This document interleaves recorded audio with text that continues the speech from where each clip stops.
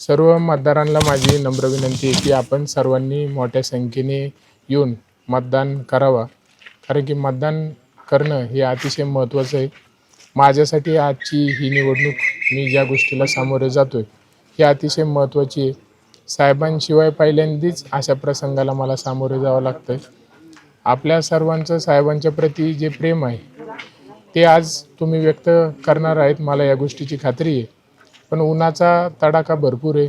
आज आपण पाहतो की वातावरण हे पूर्णपणे आज दमट झाले. आपण सर्वांनी मोठ्या संख्येने येऊन सकाळी 11 वाजेपर्यंत जेवढं जास्तीत जास्त आपल्याला मतदान घडून आणता येईल ते प्रत्येकाने यावा. या मताची मात्र मी आयुष्यभर जाणीव ठेवीन.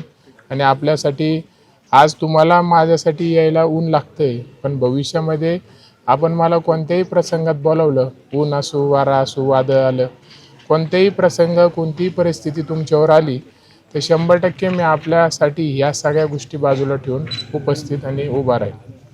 प्रयागदादांच्या विषयी काय बोलतो? त्यांचे मनापासून मी आभार व्यक्त करतो की त्यांनी माझ्यासाठी अर्ज दाखल केला नाही.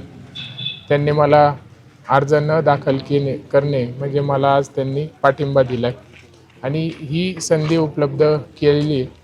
तर निश्चित आपल्या सर्वांच्या माध्यमातून त्यांचे मनापासून मी त्यांच्या परिवाराचे आभार व्यक्त करतो. आणि नक्कीच आज त्यांचे कार्यकर्ते देखील माझ्यासाठी काम करतायत, ते देखील मला मतदान करणार आहेत.